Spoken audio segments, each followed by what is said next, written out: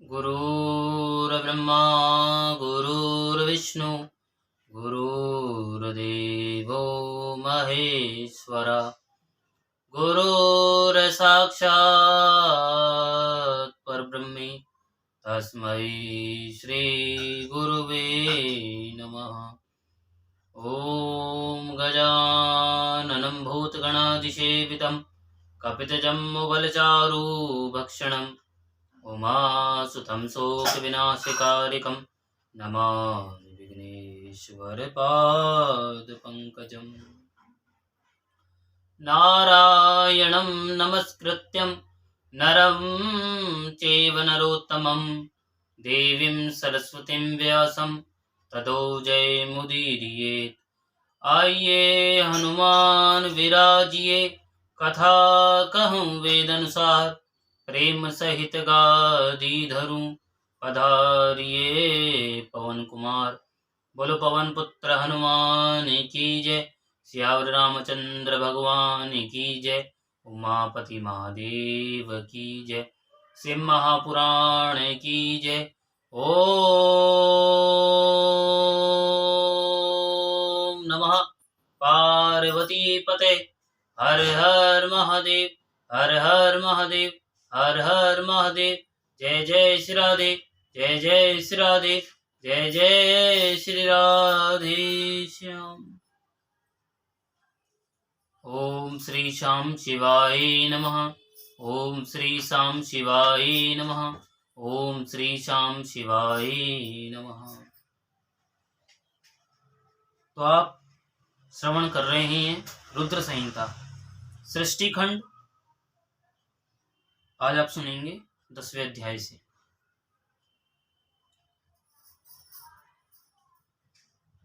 शिव महापुराण की कथा श्रवण करने से आपके कितने ही कार्य बन जाएंगे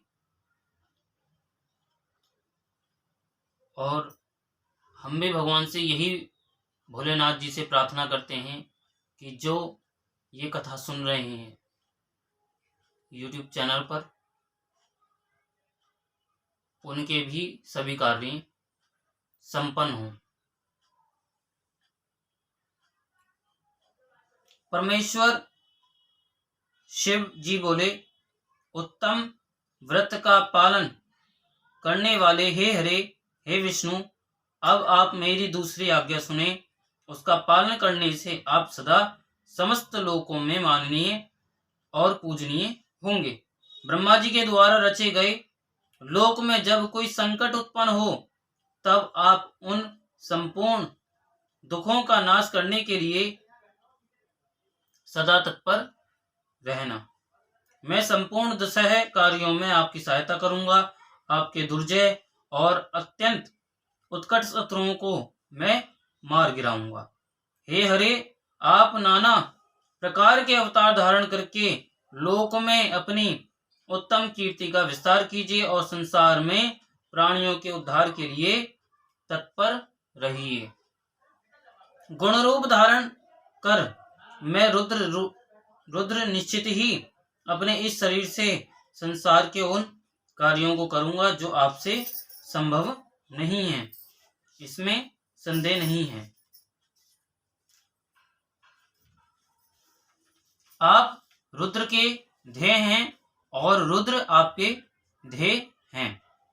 आप दोनों में और आप तथा रुद्र में कुछ भी अंतर नहीं है। हे महाविष्णु, लीला से भेद होने पर भी वस्तुतः आप लोग एक ही तत्व हैं। यह सत्य है, सत्य है। जो मनुष्य रुद्र का भक्त होकर आपकी निंदा करेगा, उसका सारा पुण्य तत्काल भस्म हो जाएगा। हे पुरुषोत्तम विष्णु, आपसे द्वेष करने के कारण मेरी आज्ञा से उसको नरक में गिरना पड़ेगा। यह सत्य है, सत्य है। आप इस लोक में मनुष्यों के लिए विशेषतः भोग और मोक्ष प्रदान करने वाले और भक्तों के ध्येय तथा पूज्य होकर प्राणियों का निग्रह और अनुग्रह कीजिए। ऐसा कहकर भगवान शिव ने मेरा हाथ पकड़ लिया और श्री विष्णु को सौंपकर उनसे कहा, आप संकट के समय सदा इनकी सहायता करते रहें। सबके अध्यक्ष होकर आप सभी को भक्ति और मुक्ति प्रदान करें तथा सर्वदा समस्त कामनाओं के साधक एवं सर्वश्रेष्ठ बने रहें।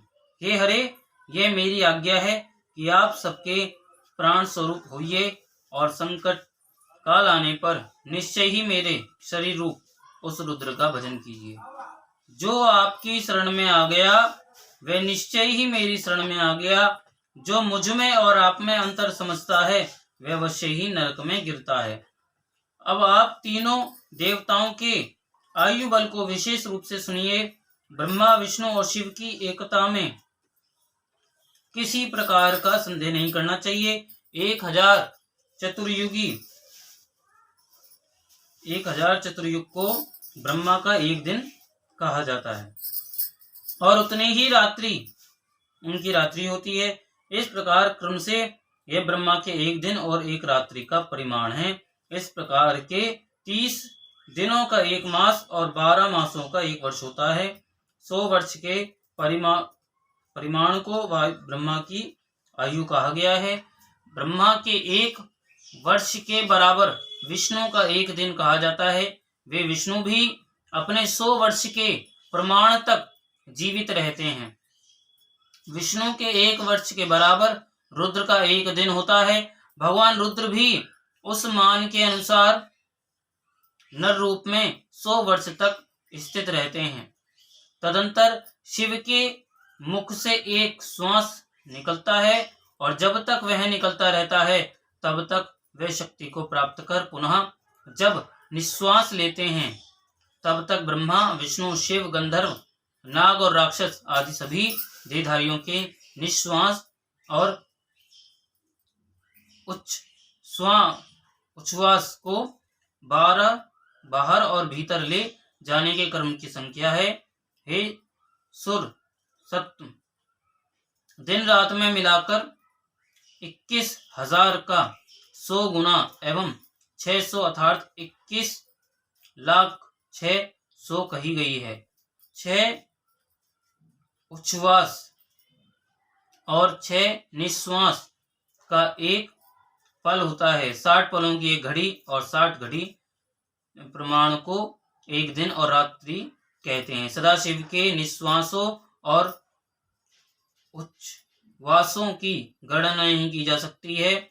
अतः शिव जी सदैव प्रबुद्ध और अक्षय हैं। मेरी आज्ञा से तुम्हें अपने विविध गुणों के द्वारा सृष्टि के इस प्रकार के होने वाले कार्यों की रक्षा करनी चाहिए। ब्रह्मा जी बोले कि हे देवर्षि, भगवान शिव का यह वचन सुनकर सबको वश में करने वाले भगवान विष्णु मेरे साथ विश्वनाथ को प्रणाम करके मंद स्वर में उनसे कहने लगे। विष्णु भगवान बोले, हे शंकर, हे करुणा सिंधु, हे जगतपते, मेरी यह बात सुनिए। मैं आपकी आज्ञा के अधीन रहकर यह सब कुछ करूंगा। आप ही मेरे सदा ध्येय होंगे, इसमें अन्यथा नहीं है। मैंने पूर्व काल में भी आपसे समस्त सामर्थ्य प्राप्त किया। हे स्वामिन, क्षण मात्र भी आपका श्रेष्ठ ध्यान मेरे चित्त से कभी दूर ना हो। हे स्वामिन, मेरा जो भक्त आपकी निंदा करे उसे आप निश्चय ही नरकवास प्रदान करें। तो हे नाथ, जो आपका भक्त है वह मुझे अत्यंत प्रिय है। जो ऐसा जानता है उसके लिए मोक्ष दुर्लभ नहीं है। आज आपने निश्चय ही मेरी महिमा बढ़ा दी है। यदि कभी कोई अवगुण आ जाए तो उसे क्षमा करें। ब्रह्मा जी बोले। तदंतर विष्णु के द्वारा कहे गए श्रेष्ठ वचन को सुनकर शिव जी ने अत्यंत प्रीति पूर्वक विष्णु से कहा कि मैंने आपके अवगुणों को क्षमा कर दिया है। विष्णु से ऐसा कहकर उन कृपा निधि परमेश्वर ने कृपा पूर्वक अपने हाथों से हम दोनों के संपूर्ण अंगों का स्पर्श किया। सर्व दुखहारी सदाशिव ने नाना प्रकार के धर्मों का उपदेश कर हम दोनों के हित की इच्छा से अनेक प्रकार के वर दिए। इसके बाद भक्तवत्सल भगवान शंभु कृपा पूर्वक हमारी ओर देखकर हम दोनों के देखते देखते शीघ्र वहीं अंतर्ध्यान हो गए।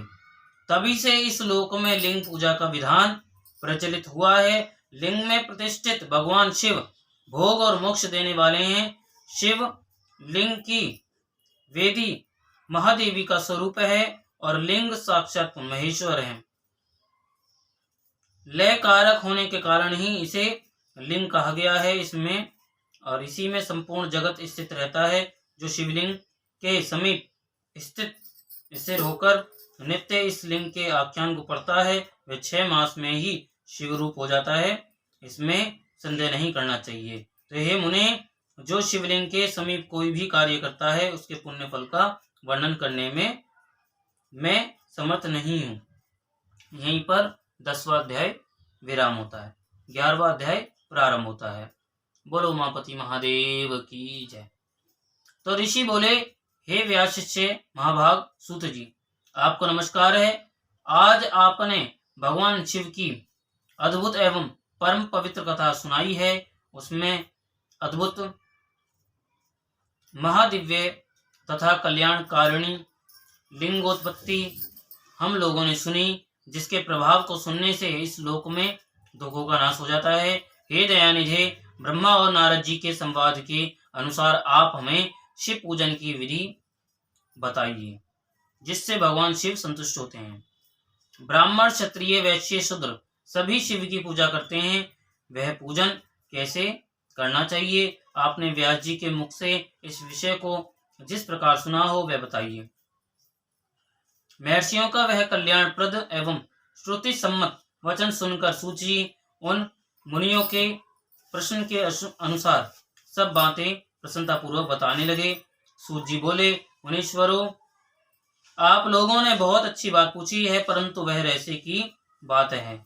मैंने इस विषय को जैसा सुना है और जैसी मेरी बुद्धि है उसके अनुसार आज कह रहा हूँ। जैसे आप लोग पूछ रहे हैं उसी तरह पूर्व काल में व्यास जी ने सनत कुमार जी से पूछा, फिर उसे उपमन्यु जी ने भी सुना था। तब व्यास जी ने शिव पूजन आदि जो भी था उसे सुनकर लोकहित की कामना से मुझे पढ़ा दिया। इसी विषय को भगवान श्री कृष्ण ने महात्मा उपमन्यु से सुना था। पूर्व काल में ब्रह्मा जी ने नारद जी से इस विषय में जो कुछ कहा था वही मैं इस समय कह रहा हूँ। ब्रह्मा जी बोले कि हे नारद, मैं संक्षेप में, विस्तार नहीं, संक्षेप में लिंग पूजन की विधि बता रहा हूं, सुनिए। हे मुने, इसका वर्णन 100 वर्षों में भी नहीं किया जा सकता। जो भगवान शंकर का सुखमय, निर्मल एवं सनातन रूप है, सभी मनवांचित फलों की प्राप्ति के लिए उसका उत्तम भक्ति भाव से पूजन करे। दरिद्रता, रोग, दुख तथा शत्रुजनित पीड़ा, ये 4 प्रकार के पाप कष्ट तभी तक रहते हैं जब तक मनुष्य भगवान शिव का पूजन नहीं करता है, भगवान की कथा को श्रवण नहीं करता है। भगवान शिव की पूजा होते ही सारे दुख विलीन हो जाते हैं और समस्त सुखों की प्राप्ति हो जाती है। तत्पश्चात समय आने पर उपासक की मुक्ति भी हो जाती है। जो मानव शरीर का आश्रय लेकर मुख्यतया संतान सुख की कामना करता है, उसे चाहिए कि संपूर्ण कार्यों और मनोरथों के साधक महादेव जी की पूजा करे। ब्राह्मण, क्षत्रिय, वैश्य और शूद्र भी संपूर्ण कामनाओं तथा प्रयोजनों की सिद्धि के लिए क्रम से विधि के अनुसार भगवान शंकर की पूजा करे। प्रातःकाल ब्रह्म मुहूर्त में उठकर गुरु तथा शिव का स्मरण करके पुनः तीर्थों का चिंतन करके भगवान विष्णु का ध्यान करे। हे मुने, इसके बाद मेरा देवताओं का और मुनि आदि का भी स्मरण चिंतन करके स्तोत्र पाठ पूर्वक शंकर जी का विधि पूर्वक नाम ले। उसके बाद शैया से उठकर निवास स्थान से दक्षिण दिशा में जाकर मलत्याग करे। हे मुने, एकांत में मलोत्सर्ग करना चाहिए। उससे शुद्ध होने के लिए जो विधि मैंने सुन रखी है आप लोगों से, उसी को आज कहता हूँ। मन को एकाग्र करके सुने। ब्राह्मण गुदा की शुद्धि के लिए 5 बार मिट्टी का लेप करे और धोए। क्षत्रिय 4 बार, वैश्य 3 बार और शूद्र 2 बार विधि पूर्वक गुदा की शुद्धि के लिए उसमें मिट्टी लगाए। लिंग में भी 1 बार प्रयत्न पूर्वक मिट्टी लगानी चाहिए। तत्पश्चात बाएं हाथ में 10 बार और दोनों हाथों में 7 बार मिट्टी लगाए। हे तात, प्रत्येक पैर में 3-3 बार मिट्टी लगाए, फिर दोनों हाथों में भी 3 बार मिट्टी लगाकर धोए। स्त्रियों को शूद्र की भांति अच्छी तरह मिट्टी लगानी चाहिए। हाथ पैर धोकर पूर्वत शुद्ध मिट्टी का संग्रह करना चाहिए। इसके बाद मनुष्य को अपने वर्ण के अनुसार दातून करना चाहिए। ब्राह्मण को 12 अंगुल की दातून करनी चाहिए। क्षत्रिय 11 अंगुल, वैश्य 10 अंगुल और शूद्र 9 अंगुल दातून करे। दातून का यह मान बताया गया है, मनुस्मृति के अनुसार काल दोष का विचार करके ही दातून करे या त्याग दे।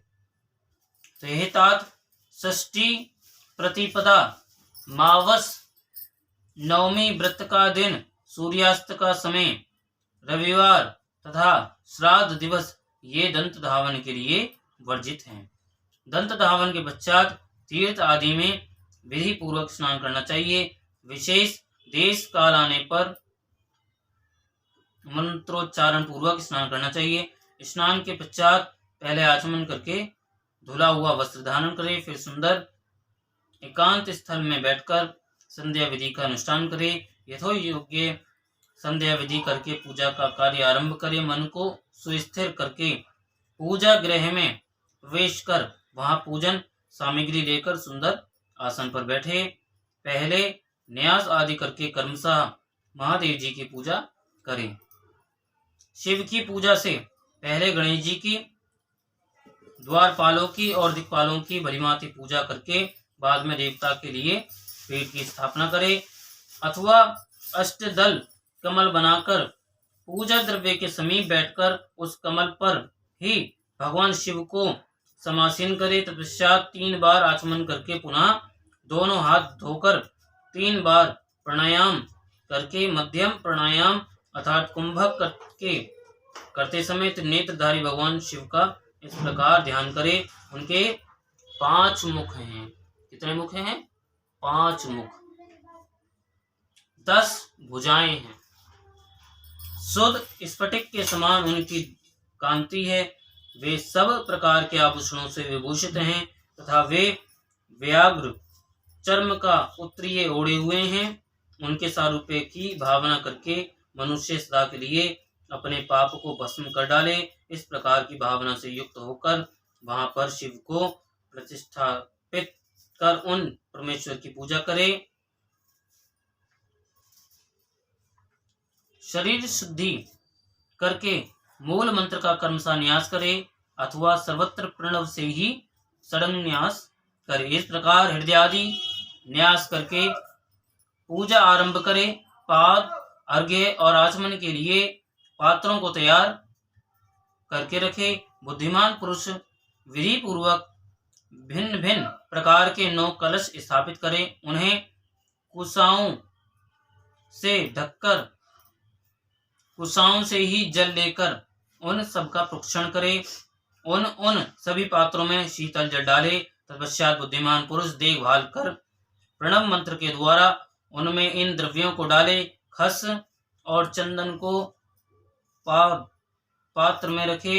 चमेली के फूल, शीतल चीनी, कपूर, बड़ की जड़ तथा तमाल, इन सबको यथोचित रूप से कूट पीसकर चूर्ण बनाकर आचमनीय पात्र पंच पात्र में डाले। यह सब चंदन सहित सभी पात्रों में डालना चाहिए। देवादिदेव महादेव जी के पार्श्व भाग में नंदीश्वर का पूजन करे। गंध, धूप, दीप आदि विविध उपचारों से शिव की पूजा करे। फिर प्रसन्नता पूर्वक लिंग शुद्धि करके मनुष्य उचित रूप से मंत्र समूहों के आदि में प्रणव तथा अंत में नमः पद जोड़कर उनके द्वारा इष्ट देव के लिए अथवा प्रणव का उच्चारण करके स्वास्ति पद्म आदि आसन की कल्पना करें। पुनः यह भावना करें कि इस कमल का पूर्व दल साक्षात अणिमा नामक ऐश्वर्य रूप तथा विनाशी है, दक्षिण दल लघिमा है, पश्चिम दल महिमा है, उत्तर दल प्राप्ति है, अग्नि कोण का दल प्रकाम्य है, नैऋत्य कोण का दल ईशित्व है, वायव्य कोण का दल वशित्व है, ईशान कोण का दल सर्वज्ञत्व है। और उस कमल की कर्णिका को सोम कहा जाता है। इस सोम के नीचे सूर्य है, सूर्य के नीचे यह अग्नि है और अग्नि के भी नीचे धर्म आदि की कर्मसा कल्पना करें। इसके पश्चात चारों दिशाओं में अव्यक्त आदि की तथा सोम के नीचे तीनों गुणों की कल्पना करें। इसके बाद ओम सद्योजातम प्रपद्दामि इत्यादि मंत्र से परमेश्वर शिव का आह्वान करके ओम वामदेवाय नमः इत्यादि वामदेव मंत्र से उन्हें आसन पर विराजमान करें। फिर ओम तत्पुरुषाय विद्महे इत्यादि रुद्र गायत्री द्वारा इष्ट देव का सानिध्य प्राप्त करके उन्हें ओम अघोरेभ्यो इत्यादि अघोर मंत्र से वहां निरुद्ध करे। तत्पश्चात ओम ईशानः सर्व विद्यानाम इत्यादि मंत्र से आराध्य देव का पूजन करे। पाद और आचमनीय अर्पित करके अर्घ्य दे। तत्पश्चात गंध और चंदन मिश्रित जल से विधि पूर्वक रुद्रदेव को स्नान कराए। फिर पंचगव्य निर्माण की विधि से पांचों द्रव्यों को एक पात्र में लेकर प्रणव से ही अभिमंत्रित करके उन मिश्रित गव्य पदार्थों द्वारा भगवान को स्नान कराए। तत्पश्चात पृथक पृथक दूध, दही, मधु, गन्ने के रस तथा घी से नहलाकर समस्त अभिष्टों के दाता और हितकारी पूजनीय महादेव जी का प्रणव के उच्चारण पूर्वक पवित्र द्रव्यों द्वारा अभिषेक करें। साधक श्वेत वस्त्र से उस जल को यथोचित रीति से छान ले और पवित्र जल पात्रों में मंत्रोच्चारण पूर्वक जल डाले। जलधारा तब तक बंद न करे जब तक इष्ट देव को चंदन न चढ़ाए। तब सुंदर अक्षतों द्वारा प्रसन्नता पूर्वक शंकर जी की पूजा करे। उनके ऊपर कुश, अपामार्ग, कपूर, चमेली, चंपा, गुलाब, श्वेत कनेर, बेला, कमल और उत्पल आदि भांति भांति के अपूर्व पुष्पों एवं चंदन से उनकी पूजा करे। परमेश्वर शिव के ऊपर जल की धारा गिरती रहे, इसकी भी व्यवस्था करे।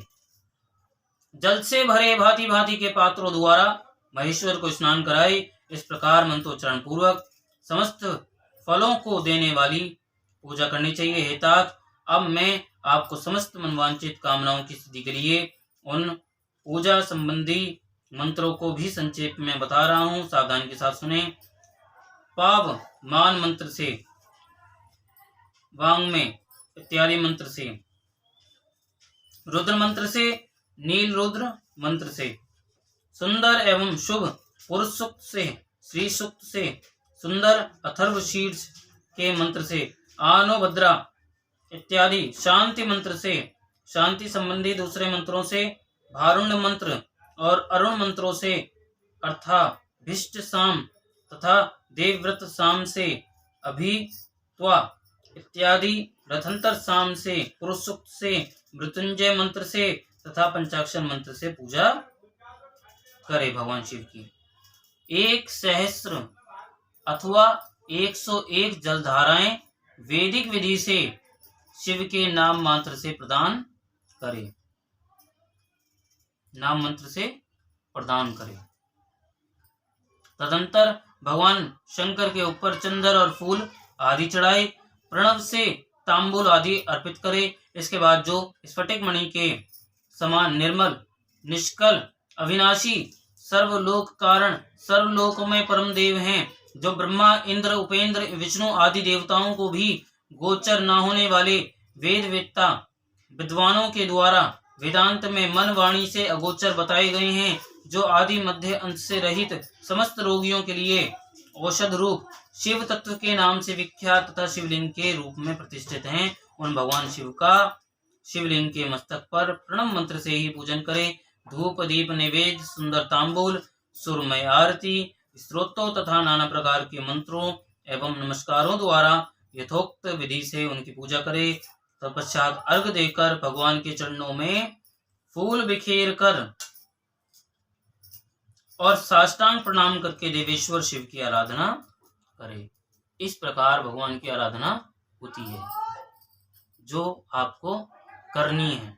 इसके बाद हाथ में फूल लेकर खड़ा हो करके दोनों हाथ जोड़कर इस मंत्र से सर्वेश्वर शंकर की पुनः प्रार्थना करें। हे देव, हे ईश्वर, हे शिव, मैंने अनजान में अथवा जानबूझकर जो जप तप पूजा आदि सत्कर्म किए हों वे आपकी कृपा से सफल हो।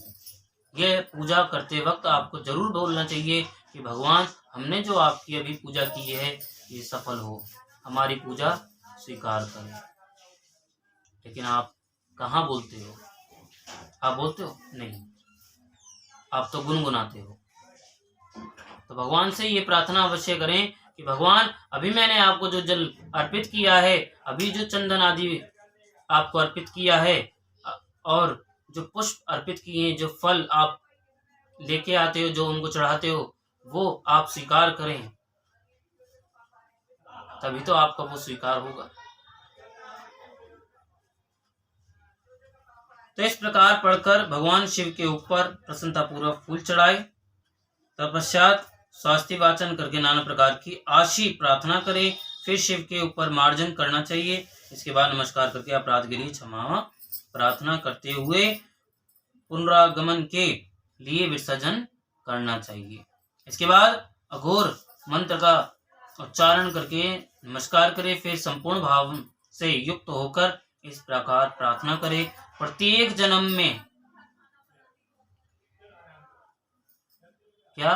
प्रत्येक जन्म में शिव में मेरी भक्ति हो। हर जन्म में भगवान शिव, जहां मेरा जन्म हो, जिस योनि में मैं जाऊं, आपका जो है नाम मेरे कानों में पड़े और आपका मैं भक्त बना रहूं। शिव में भक्ति हो, शिव में भक्ति हो, मेरी भक्ति आप में हो। आपके अतिरिक्त दूसरा कोई मुझे शरण देने वाला नहीं है। हे महादेव, आप ही मेरे लिए शरणदाता हैं। इस प्रकार प्रार्थना करके पराभक्ति के द्वारा संपूर्ण सिद्धियों के दाता देवेश्वर शिव का पूजन करें। विशेषता गले की ध्वनि से भगवान को संतुष्ट करें। तत्पश्चात परिवारजनों के साथ नमस्कार करके अनुपम प्रसन्नता प्राप्त करके समस्त लौकिक कार्य सुखपूर्वक करता रहे और इस प्रकार शिव भक्ति परायण होकर प्रतिदिन पूजन करता है, उसे अवश्य ही पग पग पर सब प्रकार की सिद्धियां प्राप्त होती हैं। वह उत्तम वक्ता होता है तथा उसे मनवांचित फल की निश्चय ही प्राप्ति होती है। रोग दुख शोक, दूसरों के निमित्त से होने वाला उद्वेग, कुटिलता, विष तथा अन्य जो कष्ट उपस्थित होता है उसे कल्याणकारी शिव अवश्य नष्ट कर देते हैं। उस उपासक का कल्याण होता है। जैसे शुक्ल पक्ष में चंद्रमा बढ़ता है ना चंद्रमा, उसी प्रकार वैसे ही शंकर की पूजा से उसमें अवश्य ही सद्गुणों की वृद्धि होती है। तो अपने अंदर चेंज लाओ। सबसे पहले आप अपने अंदर चेंज लाओ, बदलाव आपके अंदर आना चाहिए। ये नहीं कि पूजा करते वक्त आपको ये लगे कि वो सामने वाला व्यक्ति मुझसे ऊपर उठ गया है, वो पड़ोसी वो इतना धनवान है, मैं क्यों नहीं। उसके कर्म अच्छे हैं इसलिए वो धनवान है, आपके कहीं ना कहीं कर्म गलत होंगे। तो सबसे पहले अपने आप को अंदर से परिवर्तन करें। जब आप परिवर्तन लाएंगे तो भगवान भी, ये प्रकृति देवी आपको स्वयं ही सब कुछ दे देगी। तो हे मुनिश्रेष्ठ, इस प्रकार मैंने शिव की पूजा का विधान आपको बताया। हे नारद, अब आप और क्या पूछना और सुनना चाहते हैं? यहीं पर 11वां अध्याय विराम होता है। बोलो उमापति महादेव की जय, शिव महापुराण की जय। ओम श्री शाम शिवाय नमः। ओम श्री शाम शिवाय नमः। ओम श्री शाम शिवाय नमः। इस मंत्र को प्रतिदिन आप जप कीजिए और उसके बाद मुझे बताना कमेंट में कि आपको इस मंत्र जप से क्या पुण्य प्राप्त होता है। बोलो उमापति महादेव की जय।